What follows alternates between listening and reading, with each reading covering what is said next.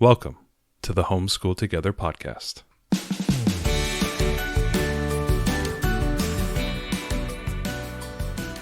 Where one working mom and a stay-at-home dad help you navigate the nuts and bolts of the growing and dynamic world of homeschooling. With a focus on early learners, like me. All the ins and outs of building and maintaining your homeschool life. Homeschool. Find out tips and tricks to make things like this easier. I'm reading. And ultimately, enjoy educating your kids. And what's that last thing? Have fun together.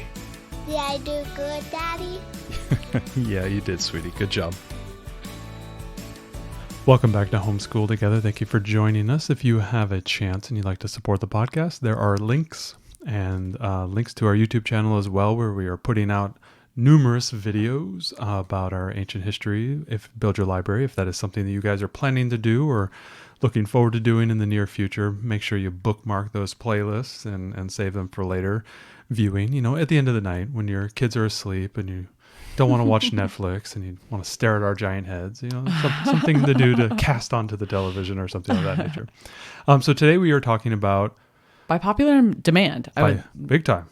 Everyone has asked. You've teased this episode for the last at least 2 years, if not, all the way back. I have. That you have teased using Kanban in homeschooling. And Kanban is something that we've both used at work pretty extensively because it's used quite a bit in tech, in the tech world.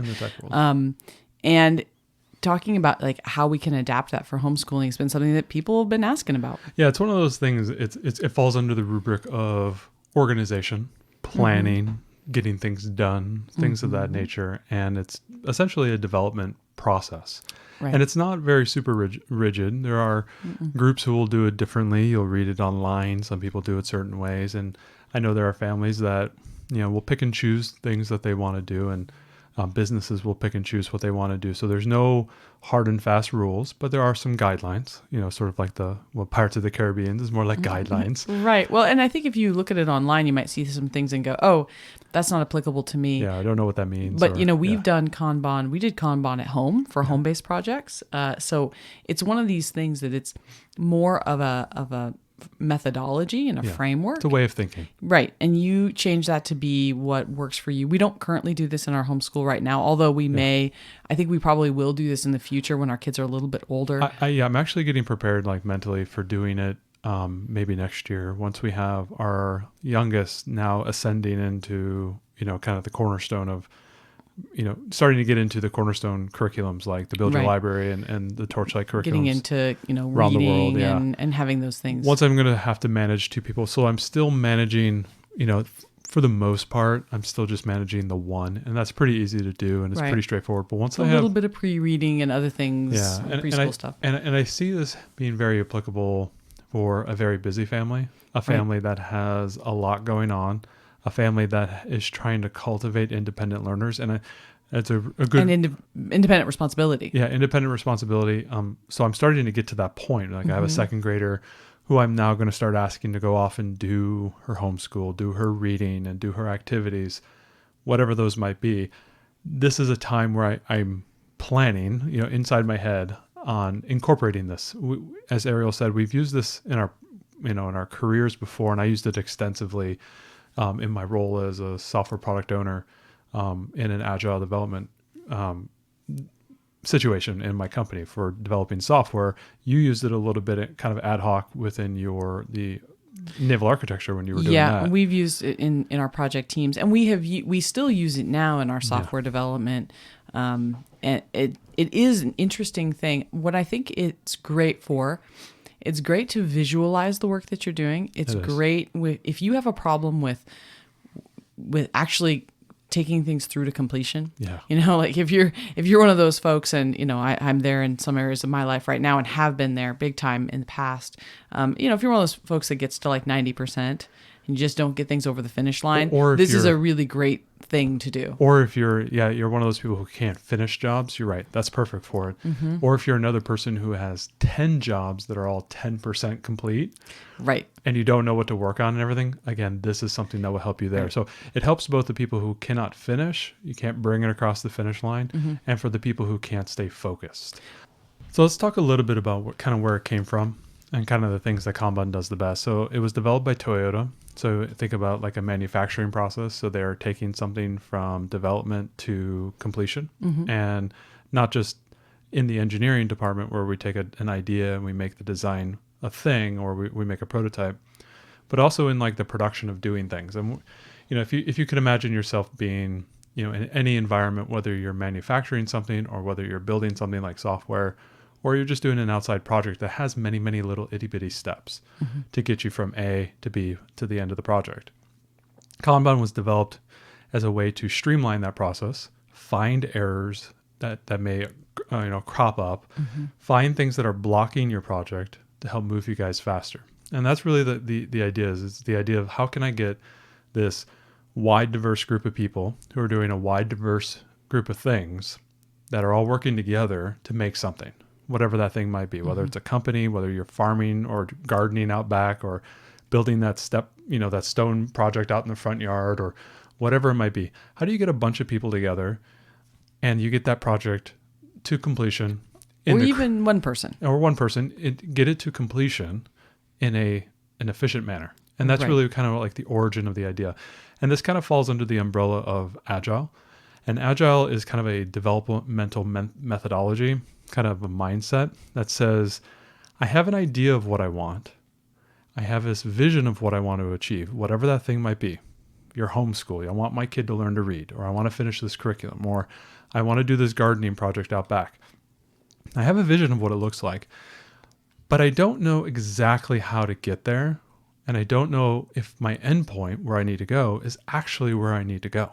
And it may be a little bit different. You may find as you're moving through a project, oh, we really should develop it this way, or we really should make something this way, or my child is not really working well in this way. I need to pivot slightly. And then I go in a little bit different direction. The way I've always seen it drawn is like if you draw a point of A and a point B and you just draw a line to point B, you say, okay, you start at A and you say, I'm going to B. And if you just go to B, you get to B and you go, oh, really? I needed to go to C. All right. And then you draw another line to C.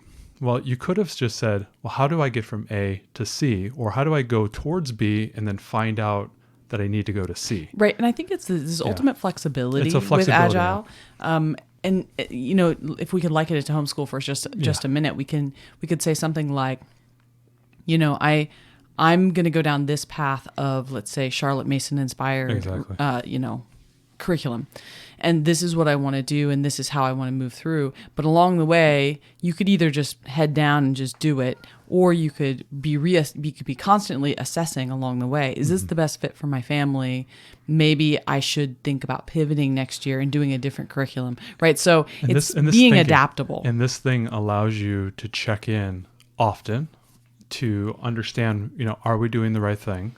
Is there a way we could do it better and move forward? Is there a better, goal that we need to have? And can we move towards that goal? A lot of times when you have this very rigid thinking where it's like A to B, like my analogy there, if you're just like head down, I'm just going to B, and you find out that was the wrong place to go, you think about all the wasted time you got to that point, and now you have to pivot. If along the way you were pivoting in little increments, and all of a sudden you found out at the end of this thing you were at C, and that's where you were supposed to be, right. You feel like, okay, I made the right decisions along the way. I discovered where we really needed to go. Right. Even within using a single curriculum, maybe it's the approach of how you're teaching it. It's like, oh, yeah, my learner's not really grasping this. I mean, this happened when we started with Right Start Math. Exactly. We started with our kindergartner and Right Start, and she wasn't exactly getting it. And you realize like, oh, I need to just tweak my approach a little bit. Oh, I need to try sitting next to my learner rather than across from her. Exactly. I need to, those tweaks, those little micro things are getting you further down that path. And I think we as homeschoolers, we do this, just intuitively. Yeah, pretty naturally. Because we're so in the moment with them. Right. And we're not like a teacher who has 30 kids and they're just trying to get from A to B, right? At Right. the end of the year. And we're trying to go from A to knowledge. And where is the knowledge that we need to get? We kind of have a direction we know we want to go, and we're going to discover it along the way. And the thing that Kanban and, by extrapolation, Agile and in general, and when you're thinking about Kanban, you're trying to solve essentially 4 problems. There's a knowledge problem, which is the A to B or A to C. How do I get to where I want to go versus where I think I need to go? And then the next thing is prioritization. How do I do all the little steps? How do I do all the little things? And which order do I do them in? Right? That's always that's kind of a paralysis problem that you end up having. And then there's a question of what do I do in the moment, right? And then we call that work in progress, and we'll talk a little bit about that later. So knowledge, prioritization, what, and then the final one is the quality.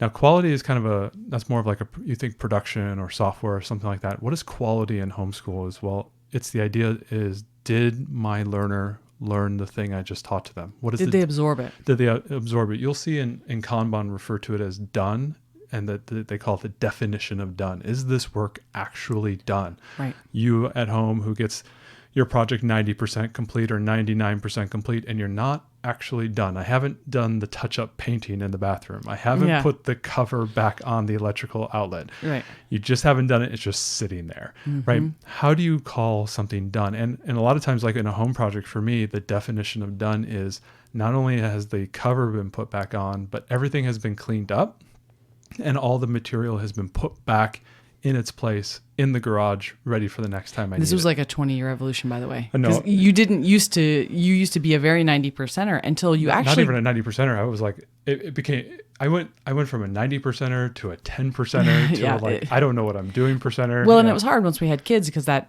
tendency to not finish got worse, right? And so we started using Kanban at home, and actually you have introduced it to a friend of yours who is using Kanban at home for their household projects. So all this stuff we're talking about is totally applicable to your stuff at home as much as it could be to your homeschool. And he's like, it's revolutionized his life. He calls it the booza board.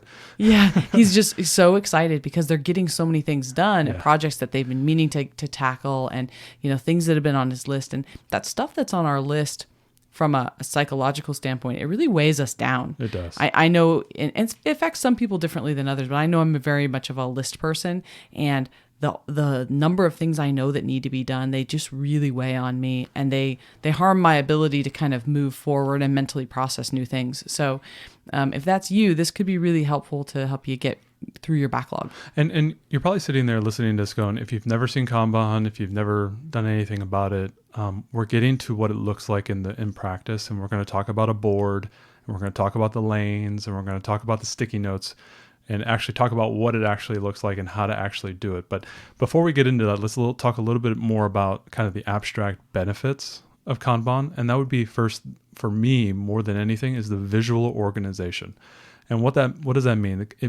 Essentially, Kanban provides you just a very clear visualization, and it represents all the tasks and the progress that you've made, helping both you and your children know where you are. So thinking about this in a homeschooling standpoint, you have all these things you need to accomplish, whatever they might be. And we tend to call those the backlog. Here are all the things I have to do. And I've broken them all up, and I have all my little tasks, and then we're going to go ahead and start doing them. And you start to visually prioritize them. You stack them from top to bottom. So you just take off the top of the stack. It takes a lot of that anxiety of, well, what do we do next? You've done that work. There's a lot of visualization with Kanban, and that's, I think, more than anything, helps people, I think, the most when they are doing some project or they're doing some type of large effort, whatever it might be, whether you're doing the education, math, or reading, or you're doing the backyard gardening project, or you're building a Toyota pickup truck. You're visually seeing where you are. You're visually seeing the work that has to come, the work that is actually happening, and the work that has been done.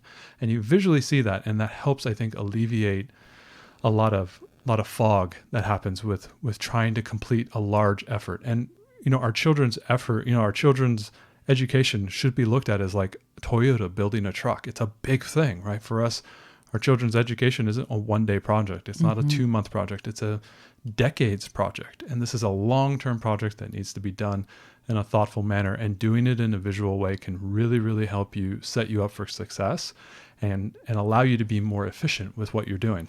So, and I know that this all sounds kind of complex. We're talking about Agile and it's Kanban super and all easy this to stuff. do. It's actually super, super simple. Super simple. We'll get into like Yeah, what it we'll looks get like. into Yeah. it. It sounds like there's a lot of things, but it's funny how just a small shift in mindset and It a does. little bit of organization can really change. It can have big changes, even though it's a really simple system. It is a super simple system, but there's some principles that we'll get to Right. that are super important. It helps to alleviate conflict in whatever you're doing.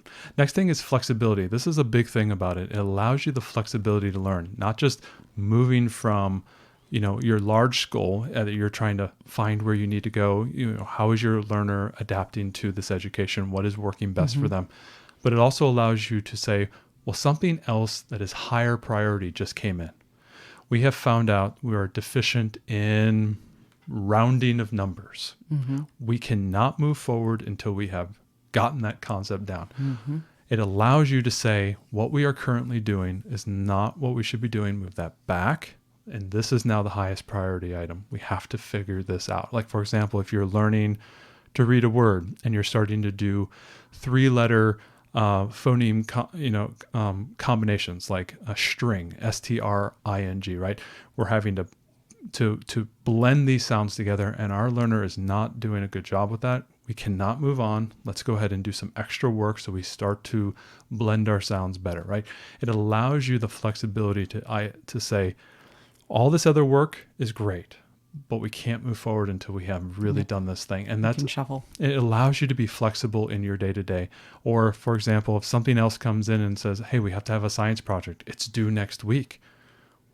Since we're homeschoolers, we can dictate what we do. Okay, we got to figure this. We got to finish this project. We got to put more effort here. Or there's a big orchestra thing coming up that your child is doing a musical orchestra and they need to practice more, or they're doing a play or something of that nature. Well, we need to devote more time. Right. It allows you to be flexible and say that this thing is taking the highest priority of what we're doing. Right. So it's flexibility with priority. It's also flexibility to add new tasks or different things. So you've got both of those pieces. It also reduces the overwhelm because this is all about limiting what we call WIP, which is work in progress. So the stuff that's on your board, if you've got a Kanban board that's got 50 items on it, none of them ever get done, right? This is all about limiting the amount of things that you're actually doing in real time so that you're not trying to, split your focus everywhere. So if you easily get overwhelmed, this is a great thing for folks to do. Well, and this is where I think a lot of projects, like whether it's home projects, even in the corporate arena as well, people get overwhelmed. Like, I got 50 things to do.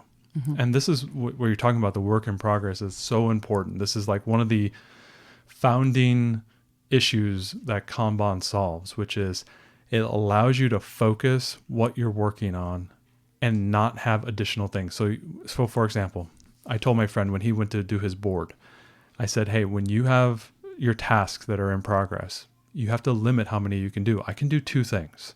I can work on this one project and I can work on this other project. I can't do anything else. Right. He goes, well, what happens if the flexibility, my wife comes in or my parent comes in and says, you have to now do this. You say, fine, that's great. Tell me which of the items that I'm currently working on has to go back into the list.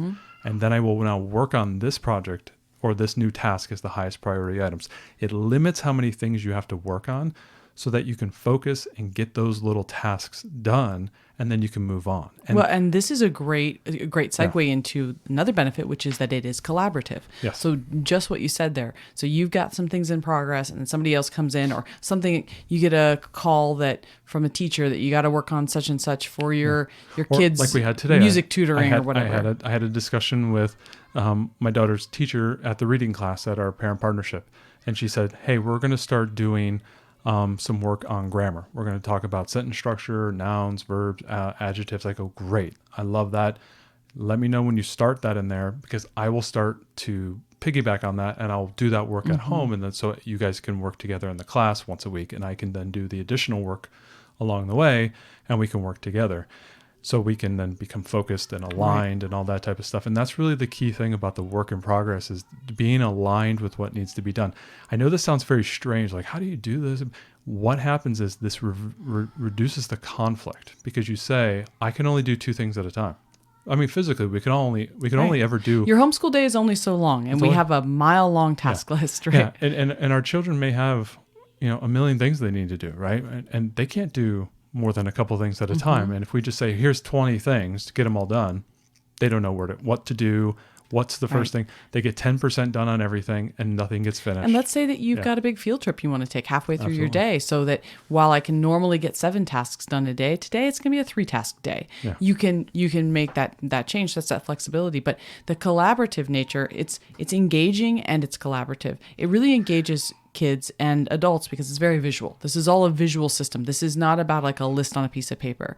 Usually it's done in some sort of on a board on the wall, or there's digital Kanban versions too, but I like the old school on the board with sticky notes or magnets or something like that. It's very visual and engaging, and then you can collaborate together because you can all stand there. You're all looking at the same problem, and you can all think about what's the best way to accomplish this. At the beginning of the week, hey, we've got to do all of these things this week in homeschool, and we've got all these different things going on. You can get your learner involved in how should we prioritize these things? What should we get done first? How can we knock off maybe the biggest issues and, get their input and buy-in on that? I think that's part of the big thing about Kanban is getting the team's buy-in. Yeah. Everyone is, reading from the same piece of music. Because sometimes I think that at least our kids seem to feel like we're kind of dictating to them. Yeah. Okay, guys, so for homeschool today, this is what we're doing. We've set the agenda. This might be a way, if you have kids who, push back on that, this might be a great way to say, hey, this is all the things we need to keep up with. How do you want to tackle them? Yeah. In practice, like, for example, when we're doing, when I used to do software and I had a Kanban team, our team was about 7 people. And there was no, even though I was like the product owner setting the backlog, the developers were over there doing the development work. We had testers, we had documentation, we had a scrum master who kind of like organized the thing. We were all equals in this arena. We were all working together as sort of like an engine, trying to get things through the engine as fast as possible. And talking a little bit about the whip, why I say 2 or 3 things is the limit is because that's what it was across the board, whether you're a developer, a manufacturing person. Yeah. These tasks can, they take a certain amount of time, and you cannot just give 50 of those things to somebody. Limiting it to 2 or 3 things, typically 2, and to start is probably your best option. Limiting things to about 2 tasks is your best way, because the key word that kind of the metric that they always talk about in Kanban is this term called throughput, right? A person only has the ability to do so much work. And what you wanted them to do is you want them to do as much work as possible in the most efficient way possible. That's just kind of a throughput problem, right? And if you're thinking about your learner, is learning something, doing an activity, understanding a new concept, whatever it is, there's only so much throughput through their brain, right? Before they start to overload, things start to overfill, and they get distracted and whatnot. And we want to really be aware of what is the capacity of the person that we're working with. And limiting that work, allowing them to be the most successful they can be is, I think, the key to this. And so you're right, like, being collaborative, working together, seeing everybody as equals. You being a parent, obviously we have this hierarchical nature relationship with our kids, but We're also partners. Yeah, but thinking about, our homeschool as a partnership and working together, especially when we want to start to cultivate independent learners, independent thinkers. We want them to go off and do their work because maybe we have 3 kids and we need kids to be able to be a little bit independent. Well, and we want them to, even if you only have 1, you want them to grow to independence. This is something that we're teaching them, and teaching them how to effectively get things planned and done is a huge life skill. Oh, yeah. So I think that's great. So we've talked about all these benefits and things. Let's talk about like what is Kanban? Yeah, let's just talk about in practice. Very often Kanban is a board system. This can be digital and this can be physical. And what I would recommend to you is to do a physical board. Yeah, a big whiteboard or something. It's an easy thing. You have a big whiteboard. The one right behind you is a good example of that. Yep. That we use for our letter tiles for all about reading. But basically a 2 or 3 foot, board. Get a board. The bigger the better, honestly. Bigger the better, honestly. And essentially you're going to divide that board into 3 sections. There are some Kanban people who have like 4 or 5 sections, but in its simplest form, it is 3 sections. You have the first column, which is the work you need to get done. To do. to do, and then the middle part is Doing. and then the final part is Done. done. And it's so simple. 3 categories. That's it. And then there are people who have very complex, magnets and things that you write on. Don't have to do that. Just go get some sticky notes. Just go get some 3M sticky notes. That's right. And you just write the task on the outside of the sticky note and you sticky it in.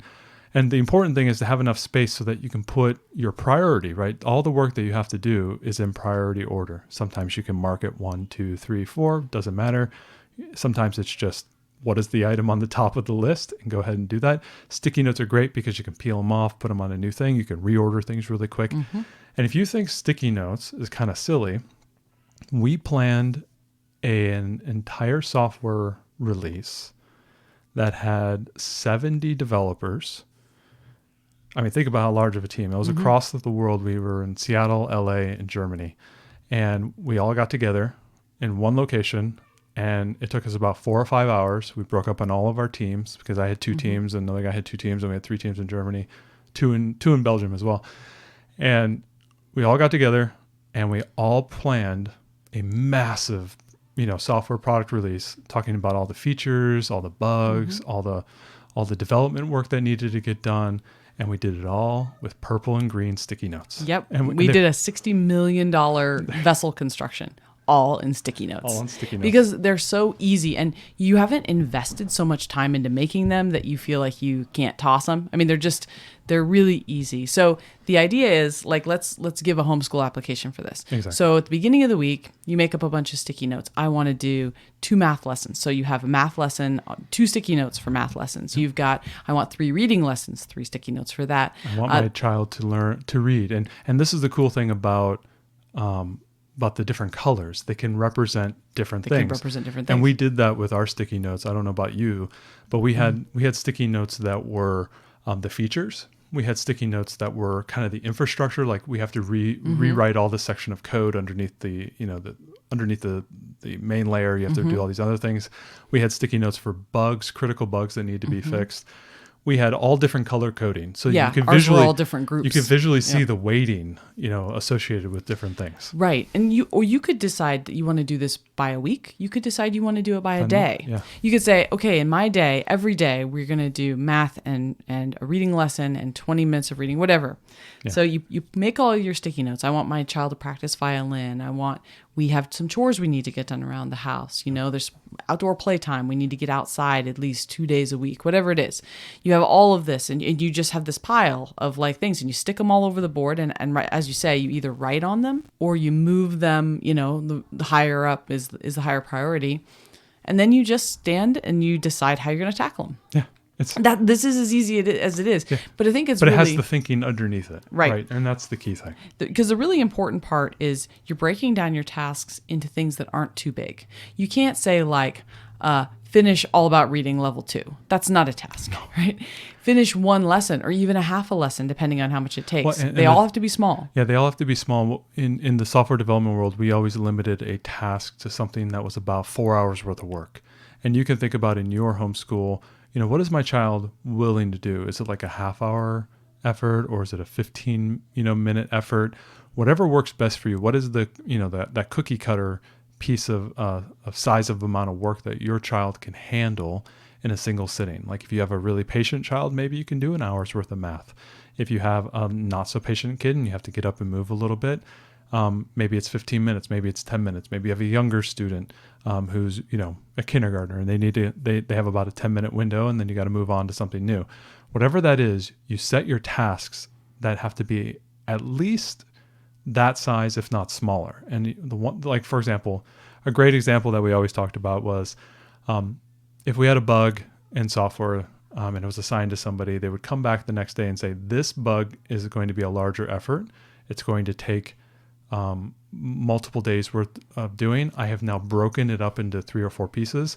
I've moved the pieces back over to here and I'm going to take the first piece and that's going to take me 3 hours to do. Once I get that done, we'll then close that out. I'll bring in the next item to fix it because we realized it was a bigger effort. For example, if you go out and you're doing a project and you're running, I don't know, some piping or something under the ground, and you realize, oh my gosh, I forgot to call the utilities, or maybe I have to rent a backhoe because I have some rocks in the dirt. It added time. You go ahead and create an extra couple tasks, and then you go ahead and reprioritize your work. Just like what you had said with like learning to read, right? Hey, we're doing our reading lesson this week. We realized halfway through that this concept is very difficult for my youngster to learn. I need to bring in some additional resources. I'm going to break this task up, add a few new sticky notes, and say, hey, make sure I'm going to make you do the Teachers Pay Teachers worksheets that I just got off online. I'm going to ask you to redo the lesson concept from the day before. We're going to redo our literacy pages for the work this week, and I'm going to ask you to do some more vocabulary, right? So I added some more tasks because the task that we originally thought was going to take an hour is really going to take me 4 hours this week. And that's okay. And that's absolutely fine because we've realized it was more work than we were ready to, commit to or that you were ready to do. This is a very normal thing within the Kanban world. And this goes back to that flexibility to realize that the task that I have to complete is larger than what I think. So I'm going to break it up into smaller pieces and we'll be able to go ahead and do that. Because what you said, this week we want to do 3 reading lessons. Well, maybe because this concept is more difficult than we have to, we're going to down prioritize the other 2 lessons because we're going to be lucky to get this 1 lesson done for this week because I have to do these extra things because we realized that this task was too big. And that's a really important thing about Kanban. Not only limiting the work in progress, but making sure that task doesn't just sit there for, a week, right? My task is to stay in the whole backyard, fence and do this. Well, that's a massive project, right? You can't do that. How would I do that in a Kanban world? Well, the first thing I would do is I'd have I think staying in the fence is a good one. Help you walk through what you're thinking. My goal is to stay in the fence in the backyard. Okay. We have, 150 feet of fence I need to stay in. Well, I'm going to start building out little sticky notes for that. First thing I'm going to do, pick the stain with my wife. Okay, that's our first task because that's going to take an hour. We need to go to Lowe's. We need to pick out what we want. Right. We're going to buy what we need. Just don't go and try to do it by yourself because you'll be wrong. I'll be wrong. I'll have another sticky note. Assemble the sprayer and test it and make sure it works. Okay, I'll do that, and that's a task that I can do and finish and close out. Right. The next task would be set up a drop cloth.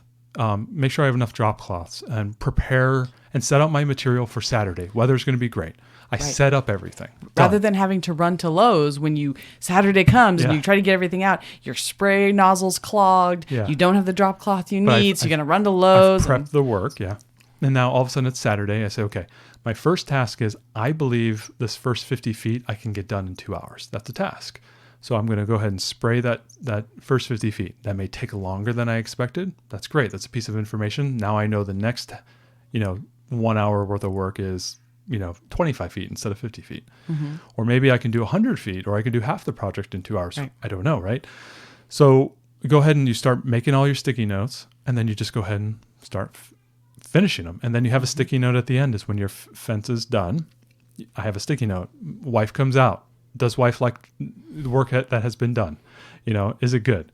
At the very end, clean up all my material, clean up all the work, put away the storage stuff, right? I have all these little sticky notes. And this sounds silly. I know it's so dumb, but it sounds silly to break it all up like this. But I'll tell you what, this is the example we used where, you're like, hey, Saturday's the day I'm going to do this fence staining. You didn't check on with me on the color, so you just went to the store and bought something. Then you got started. The nozzle is clogged. You don't have all the equipment you need. You got to go back to the store. You spend 3 hours just messing around before you even got started. Then you get started. You end up doing a length and a half of fence. And then it rains the next day. So now we have a fence and a half stained instead of just you completed one section and then just stopped because you're like, oh, that section took me 2 hours. I've completed that task. This next one's going to take me another 2 hours. I don't have that much time. I'm not going to start it because you're not going to go halfway and then stop, right? Yeah. So these are the things. Or you get done and then you don't clean out the spray nozzle when you're finished.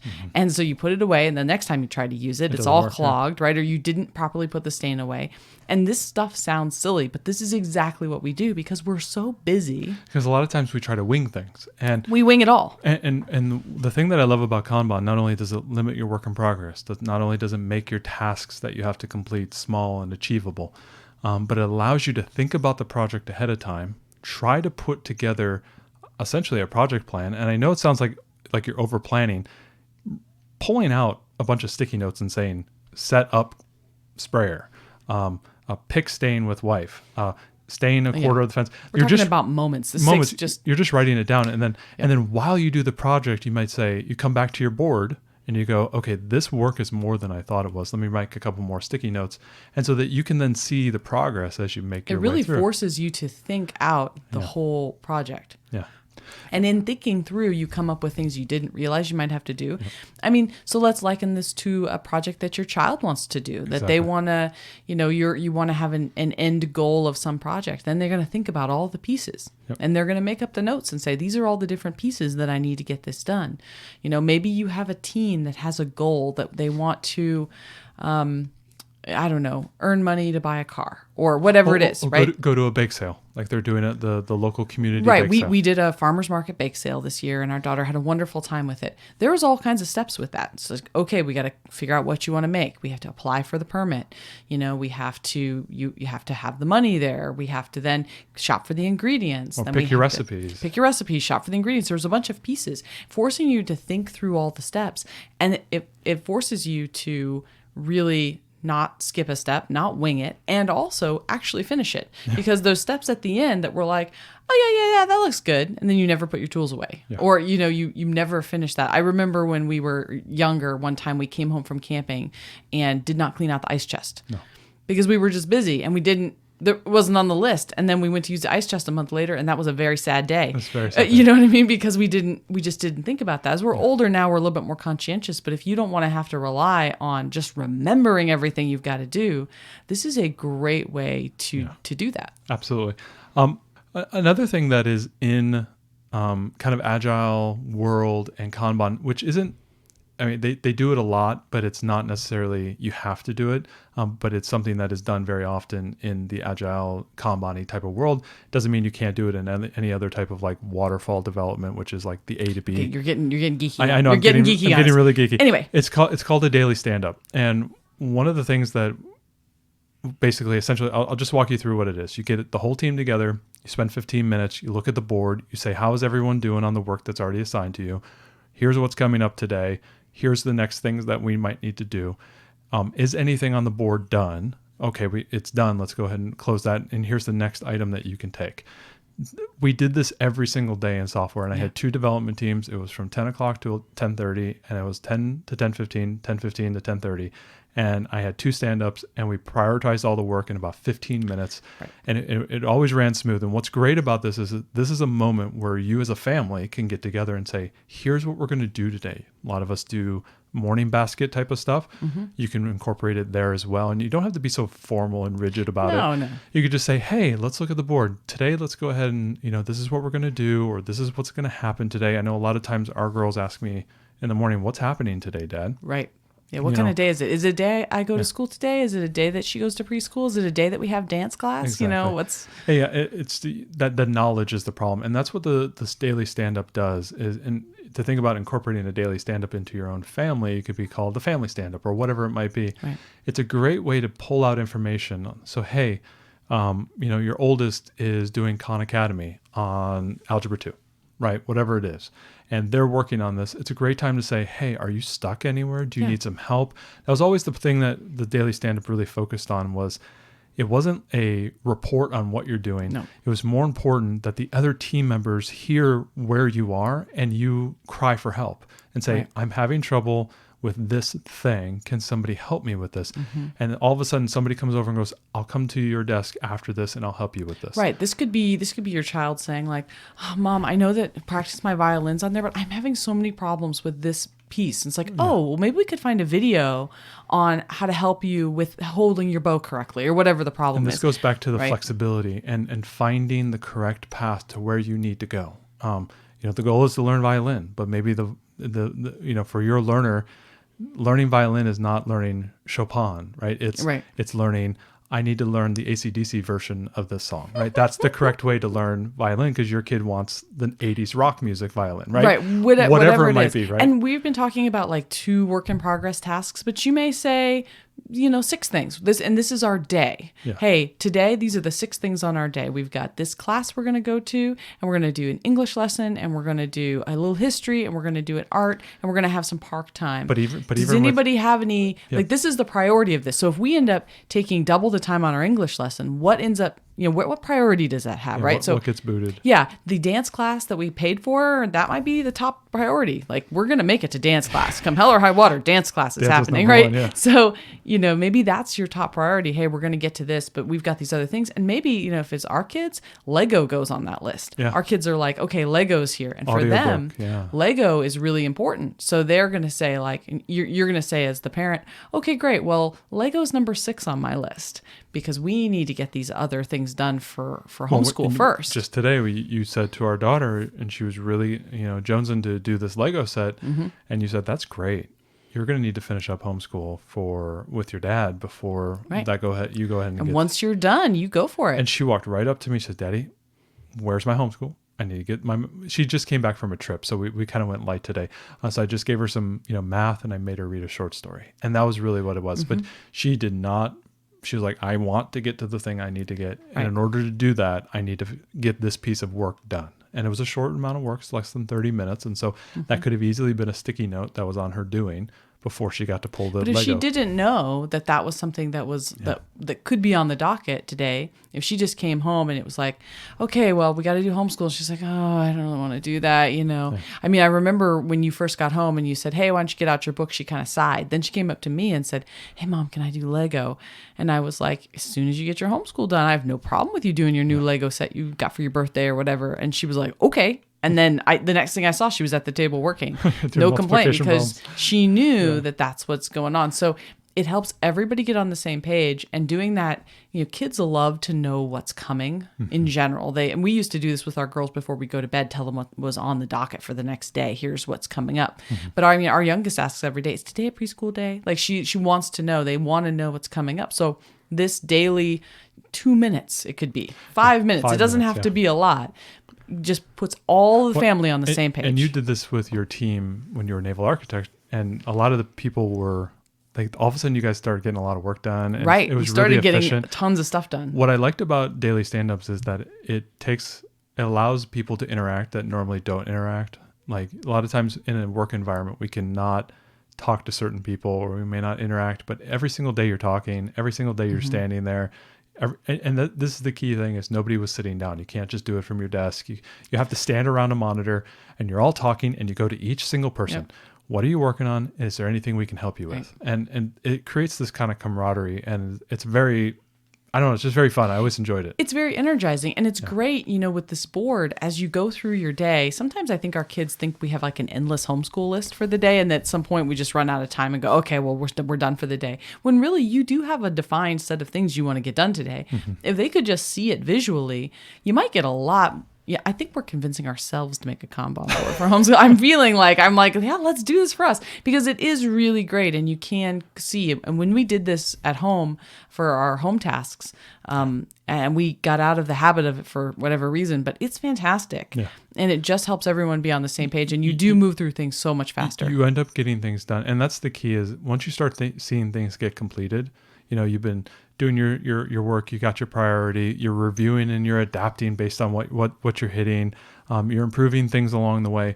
Just being able to achieve things at the end, it allows you to, I think this is another thing that we want to talk about is celebrating when you finish something. Absolutely. Like being able to say, look at all those tasks that we have finished. Yeah, look at all that stuff we got done. Look at the work I was able to do, putting together the outdoor structure that I did this summer. I was able to lay everything out, very methodically, and in 3 days it was done. And it was done. Like it wasn't halfway done. It wasn't a quarter done. It didn't take 5 weeks to do. I finished it in 3 days. And because I was organized and I was thoughtful and I had done my planning and I had, I internalize Kanban now a lot. So I just have it in my head. I could just kind of lay it out. I don't really need all the things. I like the visual though, because still do like it. Because then you and I can be on the same page, right? Because you said like, oh, I'm going to get started on this thing. And I was like, oh, great, he's going to start building it. But no, you meant you were going to get started laying out all the tools and screws and bolts and stuff, which was incredibly valuable and the right thing to do. But when you said you were going to start, that's not what I thought you were going to do. And so this is very helpful even in a marriage for us to be like, okay, what is everybody doing and what does it mean? What does done mean? Because your definition of done and my definition of done actually on that project were different. You had said you were done, and I said, no, we haven't anchored the structure into the concrete yet. We aren't actually done. And this is one of those ways where if we'd had it on the board, and luckily we were able to get that done pretty quick, but it wasn't truly done. And that's where those little, ending bits of your tasks just hang on. And I think showing our kids that sense of accomplishment, moving things across the board and seeing at the end of the day, oh man, look at all those sticky notes. Yeah. Look at all the things we did today. Or, you can get magnets that are, dry erase magnets. Those work great too. And you can just write on them. Yep, absolutely. So let's talk a little bit about just a couple things about limitations. Right. It's not perfect. It's not perfect. So it's not suitable to every learning style. You may have a learner that just wants to sit down and do their work alone and, for hours and hours. I mean, maybe that's not something that works well for your learner. They don't want to be looking at a board of things they have to do. Maybe they get that overwhelmed. stresses them out. It stresses them out or something like that. Yeah. Maybe they just they can only focus on one thing at a time. Yeah. They just, whatever you put in front of them is what they're going to work on, and seeing all these other things just makes them feel a lot of pressure. Or like seeing all the different subjects they have to cover or whatever. There's kind of a learning diversity thing there where they're, I got math, I got reading, I got to do this thing. It just gets kind of scary. And maybe they don't want to see the backlog, right? And so that you may adapt it and just kind of hide the backlog and just say, well, maybe you only have 2 columns, what you're doing and is it done? And then you just give them one thing, right? You may have to adapt the Kanban board, and there's, again, it's not right for everybody. It's not right for everybody. People do have using digital tools. So if you feel like you got to do the digital tools, maybe you don't have access to that. That could be a thing. We really like the analog version. I like the sticky notes.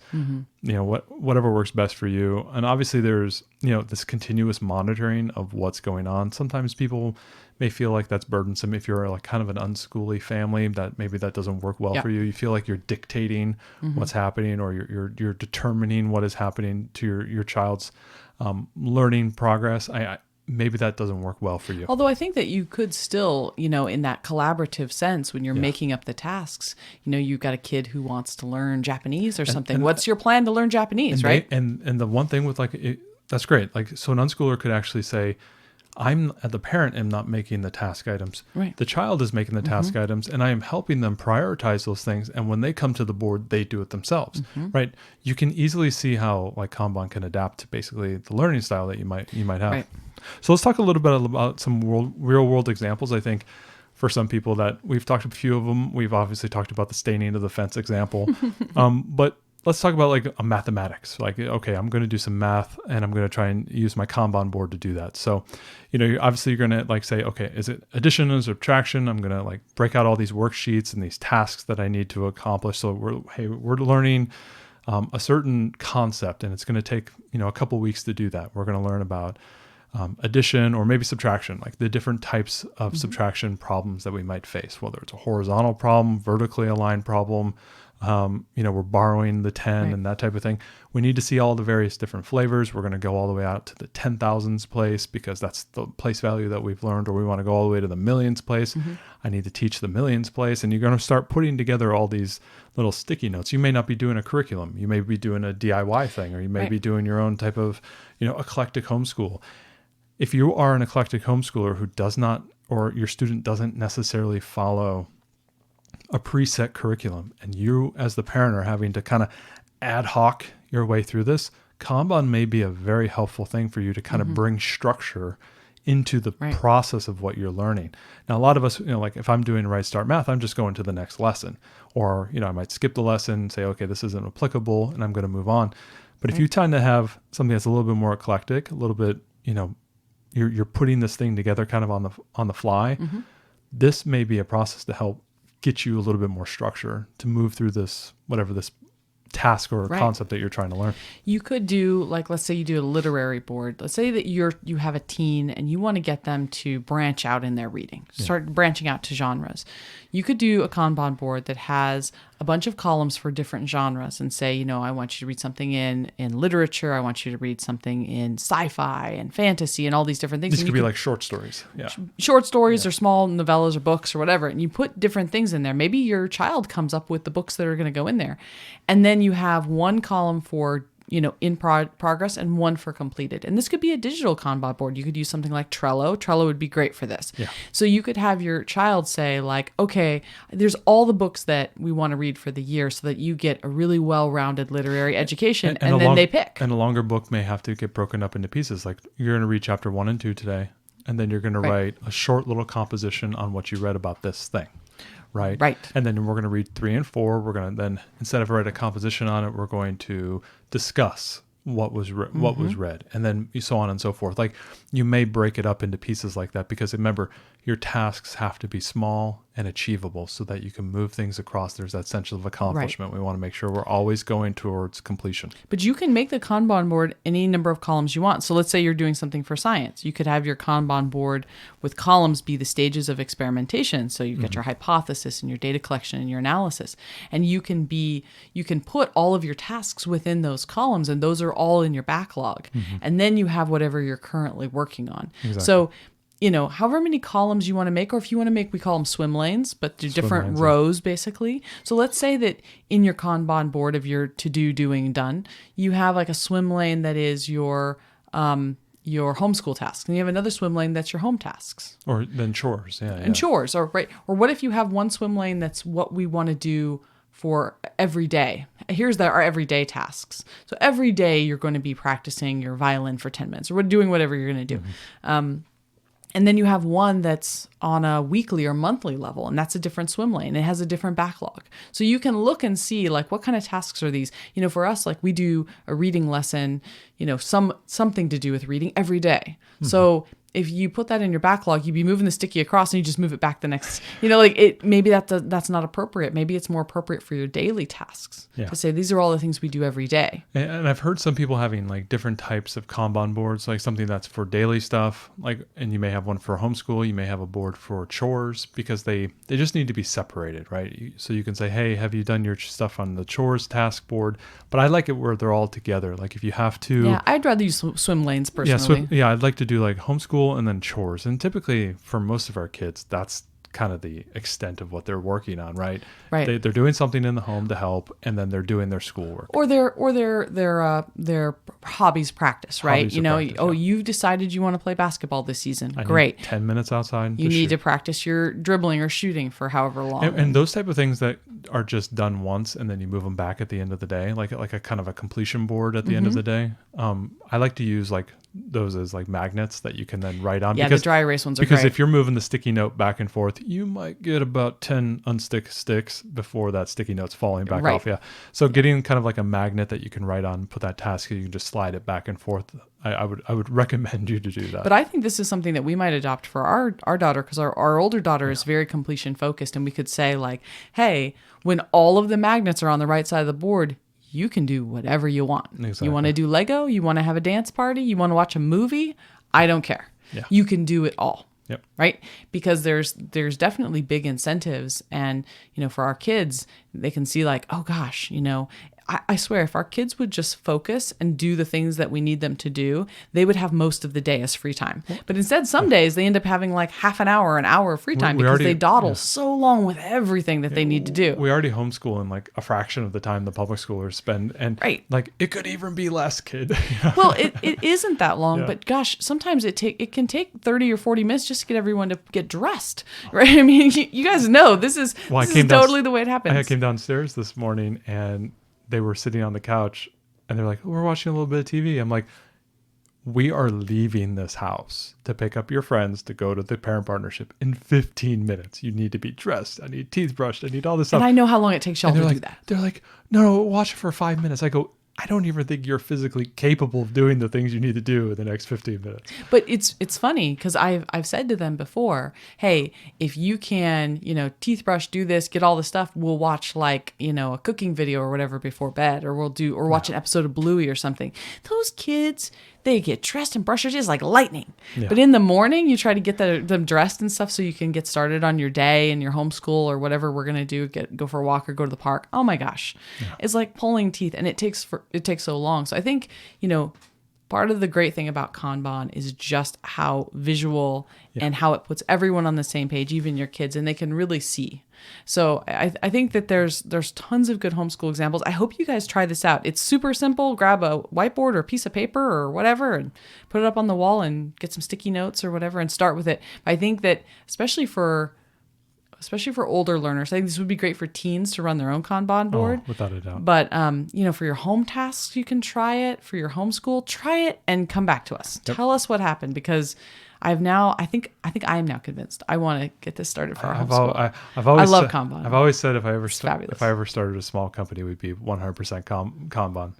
It's fantastic. Isn't this podcast a company? Where's our Kanban board, Ariel? Well, I wanted to put it right there, but you didn't want to put it in the office. I still want to put it in the office. We got to put a sticky note together and say, convince husband that we need to put this up here, because we have a lot of podcast tasks too. So long story short, Kanban is really there to help you achieve and complete things in any facet of your life in an efficient manner, and really limiting your work in progress, making those tasks small. I keep coming back to it. Having some sort of to-do, doing and done, even if it's more columns than that. And getting kind of like that. And getting things off the list. One of the, what I always like? I always like crossing things off the list. Oh yeah, love that. And I love it. And I love getting projects done, because there's such a sense of accomplishment. And you have this long list of things that need to get done.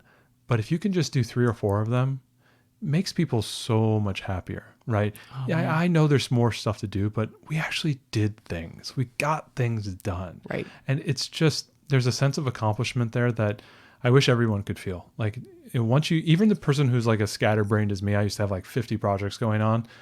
I can tell you what, just accepting that not everything is going to get done, but I'm going to start doing things it's just a very, very happy place for me. It was even unburdening to just write them all down. Oh, yeah. Just to say like, can I think of anything else that we need to do? Is there anything I'm forgetting here? It's okay. Infinite complexity of things that I can do on a daily basis, or projects that I can do. Looking at all those things and going, what are the top 3 projects that I need to get done? Or what can I get done in 5 minutes? What are those top 3 projects? Well, it's painting this room. It is fixing this thing in the hair, and it's doing this thing. Okay, out of these 3 things I present to you, wife of mine, love of my life, what are the 3 things you need me to do? Well, I want you to do this one, this one, and this one. I said, no. Put them in order and say, okay, this is the most important thing. So great. Now I've got my priority, and I don't have to think about the other 47 things. They're done. It's now this one. And if I can get this one done, or if you come to me and say, well, I want you to go do this thing, I'm like, okay, take that off the board. Right. Because that's not next. That's not next now. It's this thing. And now I'll start working on this thing. And all I have to do is think about that one thing, and taking away the anxiety of picking and priority and everything, just saying, I'm going to just get this thing done. And when it's done, I'm going to celebrate it, and I'm just going to move on to the next thing. Yeah. I don't have to worry about anything. So there's no like anxiety. There's no fear. And it's like, you can only do so much, and I'm just completing as much as I possibly can. That is something I think I wish people would feel more of, that they can just say like, I'm doing things. And I think, putting this into the homeschool environment, in the mentality there, is getting your kids' education done is a great thing. Like, we're moving through curriculum. Sure. You're learning things. You're achieving things in your personal life, violin, dance, whatever it might be. Doing these projects and doing these science projects, joining these clubs, whatever it might be.